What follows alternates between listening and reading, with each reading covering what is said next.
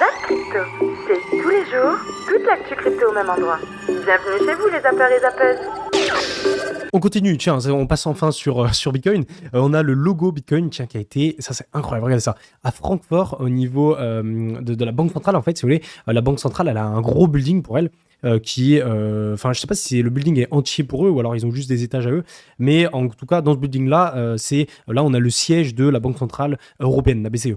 Et du coup, c'est à Francfort, donc en Allemagne, et on a des petits rigolos qui sont venus mettre le logo Bitcoin sur la face de l'immeuble. Et regardez les photos, elles sont ultra stylées, comme vous pouvez voir, vous avez l'euro ici, avec l'immeuble de la BCE juste là. Et il y a des photos, celle-là, elle est incroyable. On dirait le logo Batman qui va sur l'immeuble.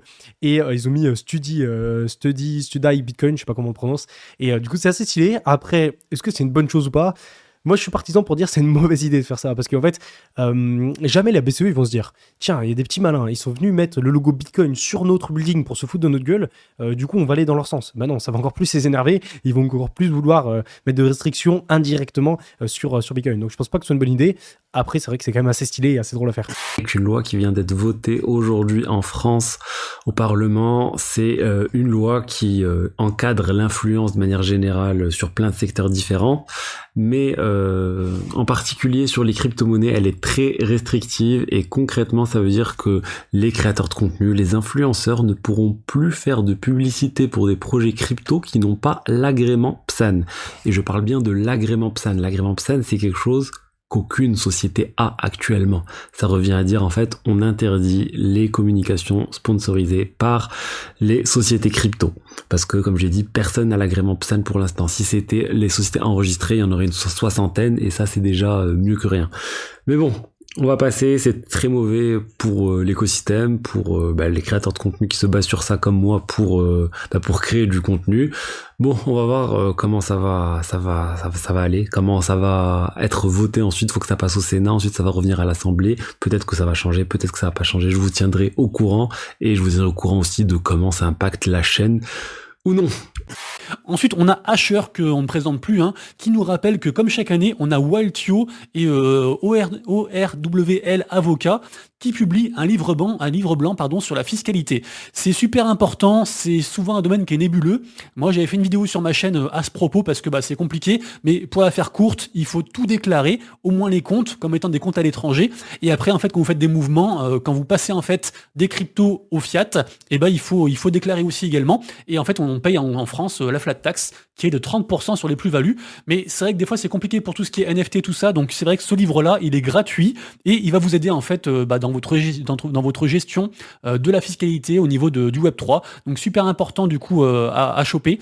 Voilà. Écoute, Crypto King, ça Jacob & Co, je sais pas s'il l'a encore. Apparemment, il a été enlevé, séquestré, torturé pendant 3 jours. Alors ça c'est moins drôle déjà. Ouais, je pense qu'il a volé les mauvaises personnes pour le coup. On sait pas en gros, mais ça reste un mec quand même de 23 ans qui s'est permis de dire que c'était un pro en investissement et qui a donc récolté des fonds. On parle de 30 millions de dollars et qui aurait rien investi du tout, si ce n'est 1% de ce qu'il a eu peut-être. Et tout le reste lui a servi à alimenter son train de vie. Et donc c'était à base de photos sur Insta, jet privé, là on la voit, Lambo, cette photo. grosse montre au poignet. Mais en fait, ça devait attirer de nouveaux investisseurs si tu veux. Et lui, il s'en servait pour avoir le lifestyle qui va avec, mais en gros, pas d'investissement, ce qui est sûr. Et il a mis ça sur le dos du bear market. C'était en plein bull run, mais le bull run, ça dure pas 4 ans. Là, apparemment, il doit plus de 40 millions de dollars à ses investisseurs. Il n'a investi que 600 000 sur tout ce qu'il a reçu. Donc, même s'il y a eu un bull market phénoménal, je sais pas quels investissements ou quel rendement il aurait pu leur donner avec tout ce qu'il a reçu. Et tu sais à quoi ça me fait penser ? Carrément, ça me fait penser à La Vérité si je mens. Il a pris l'oseille et maintenant tu peux me couper les doigts, tu peux me couper le... je peux pas te rembourser. J'ai tout bouffé. Me prêtez de l'argent à moi, sans déconner. À moi. Et vous voulez que je vous rembourse ? Mais bien sûr. Il a fait une benamou. Il a dit qu'il avait un business, qui sortait de Politic School of London et il a pris 30 millions le mec. Bon voilà quoi, il y a des gens qui veulent lui couper la main, les doigts et on en rigole, mais malheureusement c'est vrai, c'est arrivé. Et au-delà du fait que lui a volé des gens, on ne sait même pas si c'est les gens qu'il a volés qui l'ont Bien sûr. kidnappé. Et on n'encourage pas la violence d'aucune manière. Il lui demande 3 millions de dollars, donc c'est peut-être un investisseur qui lui a filé Ou quelqu'un qui profite de la situation pour dire qu'il a peut-être du cash et que voilà. Quelqu'un qui sait qu'il a de la crypto, qu'il investit dans la crypto et qui pense qu'il est donc blindé et en a profité pour monter une équipe et le kidnapper juste parce qu'il pense que c'est un investisseur de crypto-monnaie qui a réussi. Donc faites attention, messieurs, dames qui investissez, les amis qui êtes dans la crypto-monnaie, n'en parlez pas non plus sur tous les toits, ou si vous le faites, protégez-vous. Et évitez d'escroquer les gens à hauteur de millions de dollars parce que sinon ils sont énervés. Une personne sur 4 au Canada n'a pas les moyens d'assumer une dépense inattendue de 500 $ et plus d'une personne sur 3 a de la difficulté à répondre aux besoins financiers de son ménage. Par ailleurs, 58% des personnes de 15 à 24 ans et 56% des personnes de 25 à 34 ans sont très préoccupées à l'égard de leur capacité à acheter une propriété ou à payer leur loyer. Non seulement la situation financière des ménages canadiens en général est misérable, mais celle des gens de ma génération, les milléniaux, n'est vraiment pas mieux. En fonction de leur analyse de 2700 des plus de 100 000 faillites canadiennes ayant été déclarées en 2022, le syndic de faillite ontarien a découvert que 49% des dossiers analysés étaient attribuables aux milléniaux âgés de 26 à 41 ans, soit près de la moitié des dossiers. Le hic, c'est que cette génération ne représente que 27% de la population canadienne. Ma génération est donc surreprésentée en ce qui a trait aux faillites ayant eu lieu en 2022. L'étude a révélé que les milléniaux étaient 1,4 fois plus susceptibles de déposer une demande d'insolvabilité que les personnes de la génération X âgées de 42 à 56 ans et 1,7 fois plus susceptibles que les baby boomers âgés de 57 à 76 ans. Ouch! La statistique qui tue maintenant, les milléniaux ayant déclaré faillite en 2022 avaient en moyenne 33 ans et devaient en moyenne 47 283 $ de dette non garantie. Qu'est-ce qu'une dette non garantie? Une dette qui n'est pas garantie par un collatéral. Par exemple, votre prêt hypothécaire est une dette garantie parce que votre maison sert de collatéral. Vous faites faillite, la banque reprend votre maison et la revend pour payer votre dette. Pour les dettes non garanties, le collatéral est inexistant, ce qui explique d'ailleurs pourquoi ces dettes sont sujettes à des taux d'intérêt élevés. Les milléniaux sont donc étouffés par essentiellement deux types de dettes en particulier, les dettes de carte de crédit et les prêts étudiants. Deux dettes non garanties. Clairement, les milléniaux canadiens exposent à quel point leur éducation financière est déficiente. D'abord, ils consomment au-dessus de leurs moyens parce que plusieurs sont incapables de rembourser leurs dettes de carte de crédit. Ensuite, ils prennent de piètres décisions d'investissement. De quel genre d'investissement fais-je référence ici? À l'investissement qu'ils font en eux-mêmes en décidant de s'endetter pour aller à l'école. Bienvenue dans Sécurité 101, une remise à jour de votre hygiène numérique. Je suis Roxy, vous êtes dans l'Académie Découvre Bitcoin et à travers les prochaines heures et cette formation, on va vous accompagner pour un petit peu mieux utiliser votre ordinateur, avoir plus de sécurité et de vie privée. Pour cette formation, j'ai la chance d'être accompagné de deux experts dans l'industrie, Théo et Renaud. Théo, Renaud, merci beaucoup d'être avec nous. Bonjour. Merci pour l'invitation. Du coup, cette formation est vraiment déjà gratuite pour tout le monde et pensée pour un débutant. Vous n'avez pas besoin de connaissances en informatique ou de prérequis pour commencer à reprendre un petit peu le contrôle de votre hygiène numérique, mieux gérer vos mots de passe, vos données, ne pas vous faire avoir par des hacks, etc. Tous ces thèmes vont être traités dans cette formation et pour ça, on a donc nos experts.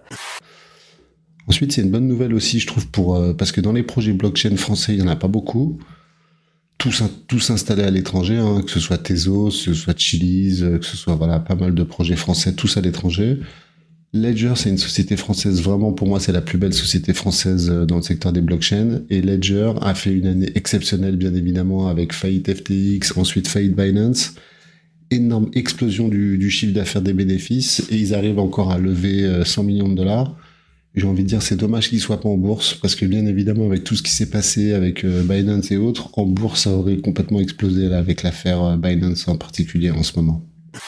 Parlons maintenant d'un piratage qui vient d'avoir lieu. Et le piratage, ça concerne SafeMoon. Vous vous rappelez SafeMoon, on avait beaucoup entendu parler il y a plusieurs années. Enfin, je saurais même plus dire quand c'était, 2021, 2022. C'est un protocole, honnêtement, c'est un crypto pour moi, c'est n'importe quoi. Il y avait une taxe. Enfin bref, c'était pas du tout une crypto, on va dire, à holder sur du long terme, selon moi. Mais là, le protocole s'est fait pirater. Comment ils sont fait pirater? C'est le plus intéressant. En fait, ils ont rajouté une nouvelle fonctionnalité dans leur code. Donc déjà, les protocoles qui peuvent introduire de nouvelles fonctionnalités, c'est déjà un risque parce qu'à tout moment, les développeurs peuvent introduire des failles de sécurité et comme exactement ce qu'on va voir maintenant. Et ils ont introduit une fonctionnalité qui permet de burn, qui permet du coup de détruire n'importe quelle quantité de tokens sur n'importe quelle adresse et qui peut être exécutée par n'importe qui. Regardez, la fonction est publique, sans aucune autre limitation. Donc en fait, le hacker, ou on sait pas qui a fait ça, il a juste utilisé cette fonction pour burn une très grosse quantité de tokens SafeMoon qui était dans une pool de liquidité sur un exchange décentralisé. De la BNB Chain d'ailleurs. Du coup, il a juste ensuite burn une grande partie, vu que selon l'exchange décentralisé, il restait plus qu'une petite quantité de tokens SafeMoon par rapport au token BNB qui était dans la pool de liquidité, et ben c'est normal que l'exchange centralisé ait cru en fait que le token SafeMoon valait beaucoup plus.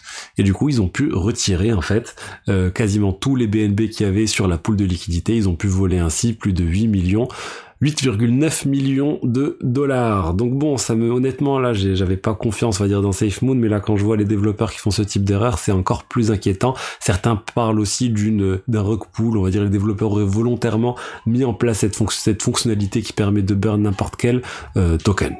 On rappelle que notre ami Gary, donc président de la SEC, dit qu'il va lui falloir 2,4 milliards de dollars pour attaquer Bitcoin et toutes les autres crypto-monnaies qui peuvent traîner. Alors il va pas préciser exactement Bitcoin au niveau du titre là-dessus, mais vraiment de l'ensemble des crypto-monnaies et du marché crypto d'ordre général. On sait qu'il veut vraiment s'attaquer aux notions de proof of stake, donc ça veut dire que l'année 2023, ça va être une année de bataille juridique. D'accord. L'année 2022, ça a été une chute de tous les gros acteurs, et donc forcément après, on a l'autre médaille de la pièce, où on va se retrouver sur une attaque juridique de l'ensemble des cryptos, avec la notion de requalification en sécurité, ce qui risque de faire mal à beaucoup d'acteurs. Alors, ça, c'est le point de vue US. Paiement crypto limité, le Parlement européen inflige un nouveau coup bas à Bitcoin. Le Parlement européen travaille d'arrache-pied jour et nuit pour détruire le secteur crypto du vieux continent. Au moins, il y a un point commun avec nous. Pour une fois qu'ils bossent jour et nuit, ce serait pas mal, parce que bon, en réalité, ils ne bossent que le jour, ils bossent pas la nuit. Parce que nous, la crypto, nos crypto-monnaies, pour ceux qui ne le savent pas, vous savez, ça travaille jour et nuit. C'est jour et nuit que ça travaille. C'est vraiment, nous sommes les plus courageux du système. Allez, à un moment donné, il faut dire les mots. Les réglementations semblent vouloir s'employer à étouffer à mort les innovations révolutionnaires apportées par Bitcoin et les cryptos décentralisés, du moins dans les pays de l'Union européenne. Exactement. Et attention, ce qui ne se fera pas dans l'Union européenne, ce qui ne se fera pas aux États-Unis, eh bien, ça sera dans d'autres pays. Puisque de toute façon, le Bitcoin maintenant, la blockchain Bitcoin et plein de choses autour de ça ne vont plus s'arrêter, c'est fini. Donc la seule chose, c'est que ça se développera autrement. Et c'est vrai que ça va être compliqué parce que dans certains pays, on va plus pouvoir s'en servir comme on l'aurait désiré. Il va peut-être falloir faire des choses en douce, etc. Ce qui est pas terrible, et tout ça parce que on nous met des réglementations à mort pour empêcher tout ce qu'il y a. Pourquoi on fait ça? Pourquoi tant de réglementations? Pourquoi et pourquoi encore? Grosse question, alors on s'interroge là-dessus. Vous, donnez-moi vos réponses. Dites-moi dans le chat un petit peu pas dans le chat, dans les messages en dessous, ce que vous en pensez un petit peu. Moi, je pense que c'est parce que on a très peur de ce système de DeFi. On a très peur que ça déstabilise certaines choses. Et voilà, bon, on en parlera sur Twitch le soir. La dernière attaque en date du Parlement européen contre les crypto-monnaies nous est notamment rapportée par Coindesk. Les députés européens de la Commission de l'économie et ceux de la Commission des libertés civiles, s'il faut le faire, ont donc voté favorablement à l'interdiction des transactions supérieures à 1 000 € en crypto. Mais je crois rêver là. On le sait déjà, on a parlé que ce fois, mais bon, à chaque fois que je le relis, moi ça me redonne un coup, quoi. C'est vraiment nous faire mourir dans l'œuf. Le député Damien Carène Les Verts précise que cette interdiction ne concerne pas les transactions avec un fournisseur de portefeuille réglementé, ces derniers étant soumis à une vérification d'identité, KYC, on le sait, complète et détaillée de l'utilisateur. Et oui, nos chers députés viennent de détruire le fondement même de l'échange pair à pair de Bitcoin, un concept voulu par Satoshi Nakamoto. Oui, parce qu'en gros, pour dire très rapidement Satoshi Nakamoto, il n'a pas créer cette blockchain, ce système de paiement qui est le Bitcoin, pour faire plaisir aux États. c'était pour un paiement de pair à pair, c'est-à-dire de vous à moi, sans passer par une banque centrale, mes amis. Et là, on est en train de tout retourner à l'envers. Évidemment que c'est ce que je vous disais tout à l'heure, ça n'arrange personne. Évidemment, évidemment, on ne veut pas prendre la suprématie qu'on a sur la monnaie aujourd'hui. Allez, bon, en tout cas, il faudra lire tout ça, c'est très très intéressant. Hein. Les utilisateurs non vérifiés de crypto-monnaies n'auront pas le droit de dépasser les $1000 euros de paiement. Cela dans le cadre d'une révision liberticide des lois sur le blanchiment d'argent. C'est n'importe quoi, n'importe quoi, sous ce prétexte qui pave l'enfer de bonnes intentions. Ce sont toutes les transactions en argent liquide qui sont en fait visées. Bon, ça, on connaît déjà ça avec la monnaie fiduciaire. On peut pas faire ce qu'on veut. Hein. Avec la monnaie fiduciaire, moi, j'étais marchand toute ma vie. Eh bien, on ne peut pas. Il y a une époque, j'ai connu une époque où vous pouviez dépenser tout ce que vous voulez. Vous veniez avec une valise d'argent, vous achetiez avec. Le commerçant était content, tout le monde était content. Et puis vous le déclariez. Vous mettiez dans vos fiches de déclaration. Et justement, pour terminer à la fin, que c'était pas possible. Vous pouvez pas faire un paiement au-dessus de 1000 euros. Hein. Ça, on a déjà connu ça depuis longtemps. Hong Kong qui lance un fonds d'investissement en crypto-monnaie de $100 millions. Voilà, on passe dans des news positives, là. Et c'est une belle transition. Tu embêtes, tu enquiquites, pour pas dire de gros mots, toutes les industries crypto aux États-Unis. Qu'est-ce qu'elles vont faire? Elles ont deux solutions: se plier à toutes les régulations ou se barrer dans un autre pays. Et d'après toi, qu'est-ce qu'elles vont choisir?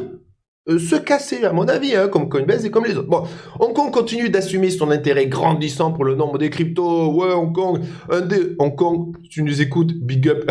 Un fonds d'investissement hongkongais a levé $30 millions et prévoit d'atteindre $100 millions de financement d'ici la fin de l'année 2023. L'objectif est de financer le lancement de start-up dans le domaine du Web3 à la région d'Hong Kong. Est-ce que c'est pas beau d'entendre une nouvelle comme ça? Mais oui, c'est beau.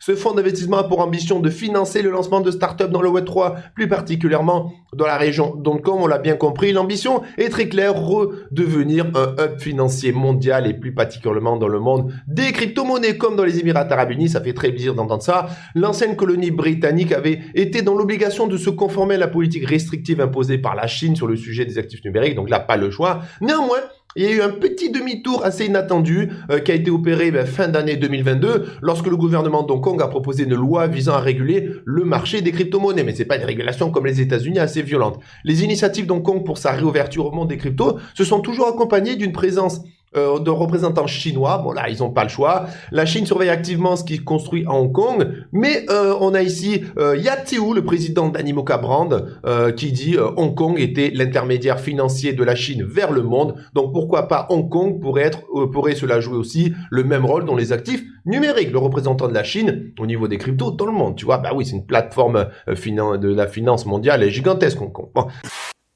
Vous avez ça aussi qui est très intéressant. On a l'impression que ça fait beaucoup de bruit, mais c'est juste une suite logique d'événements. C'est ça juste qu'il faut comprendre. La Chine assouplit son interdiction des cryptos, le Bitcoin BTC pourrait atteindre les $30 000. La Chine parle moins de crypto, donc probablement dans un an, il va rebannir le crypto. Enfin, en fait, la Chine bannit surtout pour le public plutôt que pour les instituts. Hein. On le voit bien avec Hong Kong, on le voit bien avec les pays, entre guillemets, quasi presque indépendants, même si on a toujours cette une seule Chine, si vous voulez. Mais à Hong Kong, va pouvoir permettre à des institutions chinoises de pouvoir spéculer ou détenir du Bitcoin. C'est des vraies avancées, en réalité. Mais en fait, ils sont en train de se bagarrer. C'est deux énormes blocs qui, il y en a qui veulent les détenir, donc les acheter, qui feront pousser le prix, et d'autres veulent le contrôler. Les Américains, ils n'ont pas besoin d'acheter du Bitcoin, puisque s'ils contrôlent toute la puissance de calcul ou une grosse partie du calcul, ils viendront le chercher autre part. En 73, on était parti, entre 69 et 73, on était parti chercher chez les particuliers au niveau de vos bitcoins. Et beaucoup de personnes, notamment l'ancien CTO de Coinbase, a dit que les Américains finiront par devoir donner leur bitcoin aux États-Unis. Donc il y a des choses qui sont en train de bouger, il y a des choses qui sont en train de se passer. Il faut juste en avoir conscience. Это как раз сейчас перемены, которые не было в течение 100 лет. Когда вместе двигаем эти перемены.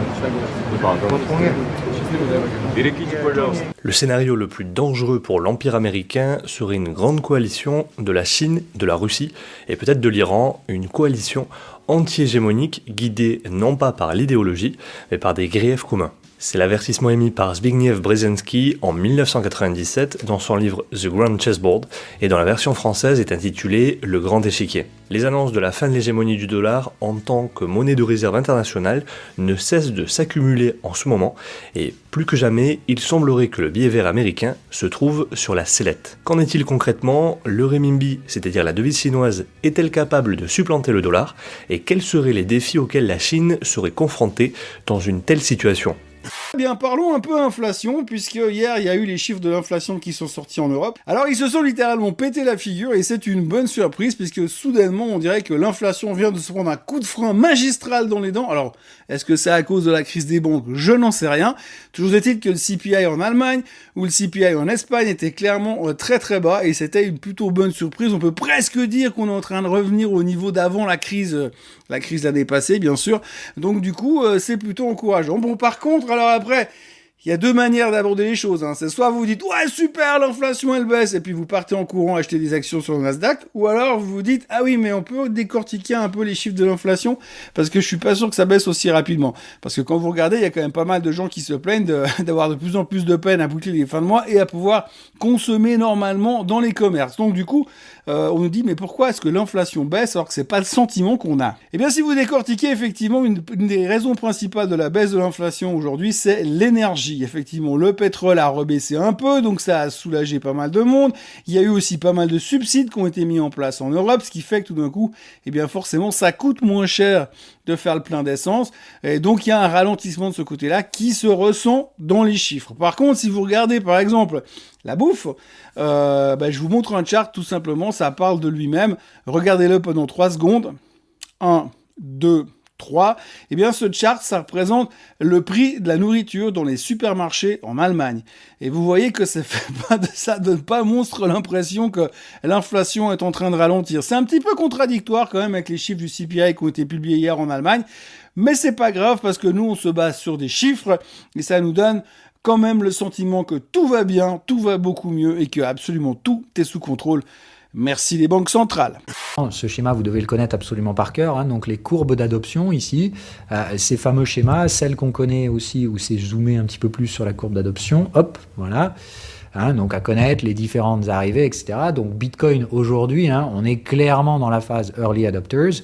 On a déjà largement passé la phase donc des innovateurs et des tech enthousiastes. Attention à l'adoption early majority. C'est là, évidemment, que les accroissements paraboliques sont en place. Aujourd'hui, on teste vraiment, j'ai vraiment l'impression, la résilience de Bitcoin, c'est-à-dire on fait tout pour le détruire, n'y arrivant pas, l'adoption de masse derrière sera faite. Donc je pense qu'on est à peu près là dans l'adoption Bitcoin, c'est-à-dire que si on a mis à peu près 10 ans à faire ça, il s'agit de comprendre qu'effectivement le pic de la courbe devrait être fait, à mon avis, avant les 10 ans pour vous donner globalement le délire. Donc on sort de l'early market, on arrive aujourd'hui dans la partie mainstream de l'adoption Bitcoin. Mais attention encore aux durées. Ça veut dire on a plus de 10 ans dans les pattes, il y a encore pratiquement 10 ans à venir dans Bitcoin. Ce qui n'est pas le cas pour notre pote Ethereum, on le verra, les cycles n'ont rien à voir. Mais bon, bref. Donc ce pas très important, très intéressant, donc de l'adoption Bitcoin, j'ai encore le doute quant à la possibilité d'avoir réalisé le chasm en 2018, même si ça me paraît quand même assez peu probable, puisqu'on doit vraiment voir donc ce changement radical entre les early adopters et l'adoption majoritaire, qui est donc pour ma part ce qu'ont fait aujourd'hui les institutionnels, c'est-à-dire jeter de l'eau sur la gueule de tous ceux qui pensaient avoir fait la révolution, la fameuse désillusion totale, qui marque pour moi la fin du cycle avant l'adoption, c'est-à-dire au final c'était évident que Bitcoin allait pas être détruit, qu'ils allaient essayer, etc. et que voilà. Donc pour ma part on est vraiment dans la phase désillusion de malheureusement toutes les révolutions. Oui, je l'ai dit, je le redis, Bitcoin est une révolution. Il n'est pas cette révolution qui vient de la technologie blockchain ne se fait pas qu'autour de Bitcoin, et donc on voit fleurir tout un tas d'autres technologies qui viennent avec. Ethereum, on va en parler juste après, mais donc bien être conscient des cycles d'évolution du Bitcoin. Bitcoin pour moi a passé le cap qui nous montre clairement que la révolution Bitcoin elle est plus qu'en marche, mais son adoption devrait même se poursuivre dans les prochaines décennies. Voilà. Ce qui m'intéresse là-dessus, c'est donc de regarder le nombre de transactions, et c'est donc assez rigolo de le voir remonter très légèrement sur les derniers mois. C'est pas évidemment extrêmement palpable, mais on voit bien quand même la forme de direction qui se construit ici. Si on arrive à moyenner un petit peu visuellement, ça fait un truc comme ça et on voit bien que la moyenne est en phase de remontée. C'est-à-dire qu'on a un prix qui remonte avec une utilisation du réseau. Pour moi, évidemment, donc le signe que quelque chose quand même se passe ici. Donc ce qu'on peut voir, c'est que on a une évolution.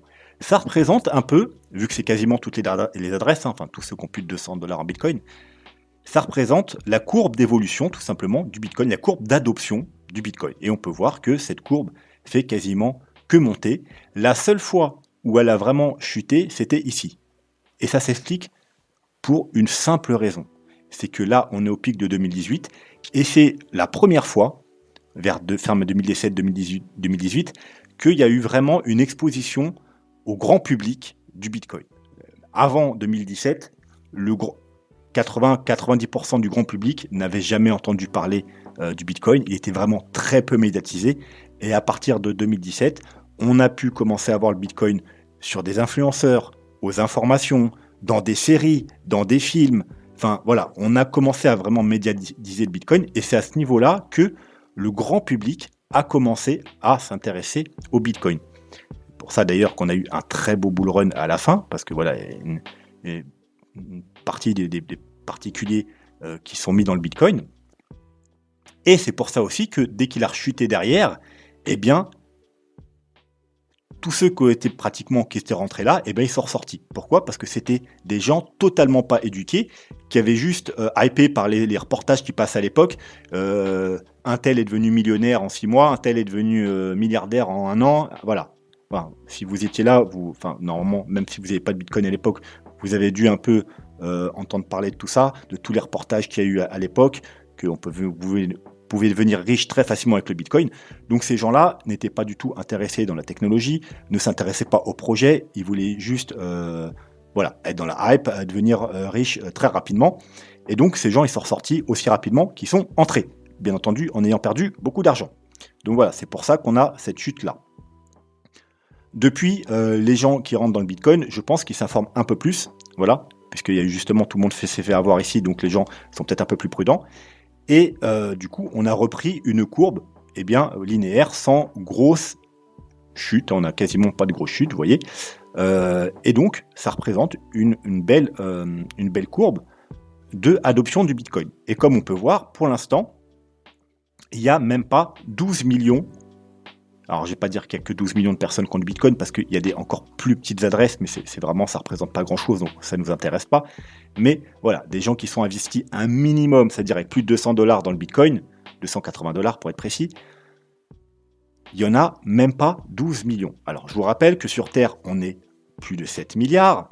Alors, bien entendu, il faut enlever tous les enfants, donc il faut peut-être en enlever de 2 milliards, 3 milliards, enfin, je n'ai pas les chiffres démographiques, mais il faut en enlever un petit peu. Mais 12 millions, c'est rien. Juste en France, qui est un tout petit pays en termes de population, je vous rappelle, on est très petit pays en termes de population, on a environ un peu plus de 70 millions, je crois. Donc voilà, il y a 70 millions en France, qui est un tout petit pays. Il n'y a même pas 12 millions de personnes dans le monde qui ont une adresse de Bitcoin. Donc, on est au tout début. Si le Bitcoin il doit subir une adoption de masse, il n'y a personne qui a du Bitcoin. C'est clair et net, il y a personne. Il n'y a même pas 10%, il n'y a même pas 5% de la population qui ont du Bitcoin. Donc vraiment, vous voyez que la courbe, c'est une belle courbe, hein, mais s'il devait y avoir une adoption de masse, il y aurait une accélération fulgurante de cette courbe. C'est-à-dire que depuis, on va dire, vous voyez, 2019, après que tout le monde soit sorti, on avait environ 6 millions et on n'a même pas fait x2. Alors, on va me dire, c'est bien x2. Effectivement, c'est bien x2 en 4 ans. Mais c'est rien. Je vous remonte ce bon vieux graphique, ça fait longtemps que je ne l'ai pas montré, j'en ai tellement. L'analyse technique du Bitcoin ATH Drawdown, où là aussi, on compare avec les données passées, on a validé une figure de renversement aussi, hein, comme ce fut le cas en 2018, comme ce fut le cas en 2014-2015, comme ce fut le cas en 2011, avec à chaque fois des formes assez différentes, mais finalement, un temps, la construction latérale, l'axe du temps, on a mis à chaque fois à peu près le même temps à construire ce renversement haussier, c'est propre. Là aussi, regardez, on entre dans le nuage, cela rappelle un peu ces configurations passées, L'objectif est d'y rester. Et enfin, je vais vous parler du jeu le plus flashy de cette liste, mais aussi le plus proche d'être un jeu fini. Il s'agit de The Machines Arena. Le plus simple pour le décrire, c'est d'imaginer Overwatch, mais vu du dessus. C'est du 4 contre 4 en arène où chaque joueur va devoir choisir un héros avec des capacités uniques et chaque équipe devra escorter un convoi jusque dans la zone adverse. Le jeu est actuellement en bêta fermée et j'ai pu avoir une clé pour le tester, donc j'ai pas mal de choses à vous dire. Tout d'abord, il faut savoir que de base, je suis pas forcément friand de Battle Arena et après mes premières parties de The Machines Arena, ça s'est confirmé. Je me perdais facilement dans l'action, je me prenais des dégâts sans m'en rendre compte, je mourais sans savoir comment. Enfin bref, je trouvais les sensations de jeu pas ouf et l'expérience était assez frustrante. Mais avec un peu de pratique et en testant tous les personnages pour comprendre leurs compétences, je comprenais tout de suite mieux ce que je faisais et ce que les autres me faisaient. Enfin surtout ce que les autres me faisaient parce qu'ils ont pas mal joué avec mon cul. En plus du mode multi, il y a aussi un mode solo qui mélange des éléments de roguelike et d'extraction puisque vous allez devoir arpenter des donjons dans lesquels vous allez devoir faire un maximum de kills et ramasser un maximum de ressources afin de vous extraire au bon moment pour mettre fin à votre partie avant de mourir ou avant la fin du chrono pour valider votre score et apparaître dans le classement. Au final, j'ai donc réussi à créer une affinité avec ce genre de jeu et The Machines Arena est indéniablement le meilleur jeu de ce line-up sur Ronin pour l'instant. Ce qui lui manque encore, c'est l'intégration de skins NFT, de Battle Pass ou de loot box à grinder et potentiellement un mode classé avec des récompenses. Donc concrètement, si je suis un artiste ou simplement quelqu'un du grand public qui a créé un NFT, j'y ai mis tout mon cœur, je veux le protéger. Par exemple, si je pense qu'il va prendre de la valeur, je veux le protéger. Du coup, je peux, grâce à Wakweli, créer le certificat Wakweli et ça augmente la valeur de mon NFT et ça rassure mes clients qui vont acheter le bon. Si on prend depuis la vision de l'artiste, en fait. En même temps, on peut comparer ça aussi quand tu crées un site internet. Tu sais, il y a le petit cadenas en haut qui te protège HTTPS. Ouais. Tu n'as pas ton site en HTTPS, personne ne va rien faire avec toi. Enfin, c'est plus possible dans le monde d'aujourd'hui. Et en fait, tu demandes. Tu as des alertes navigateurs qui te disent attention, c'est dangereux. Exactement. Et tu vois, même donc ça c'est une entité semi-décentralisée qui donne ce type de certificat. Donc il y a, il me semble, une douzaine de registrars dans le monde entier qui maintiennent une liste de tous les sites qui sont sécures. C'est comme ça que ça fonctionne. Et nous, avec Wakweli, on pourrait se poser en acteur complémentaire communautaire d'ailleurs, parce que c'est aussi possible de certifier que les noms de domaine sont émis par les bonnes personnes avec Wakweli. Donc tu pourrais avoir ton petit V Wakweli à côté du cadenas pour te donner une idée de l'amplitude qu'a ce projet. Que ça peut prendre. Ouais. Si tu n'es pas rassasié, retrouve à gauche le Zap Crypto de la veille et à droite le Zap Crypto de l'année dernière, jour pour jour. Tu as trouvé une ou plusieurs actus intéressantes? Fais-le moi savoir en commentaire.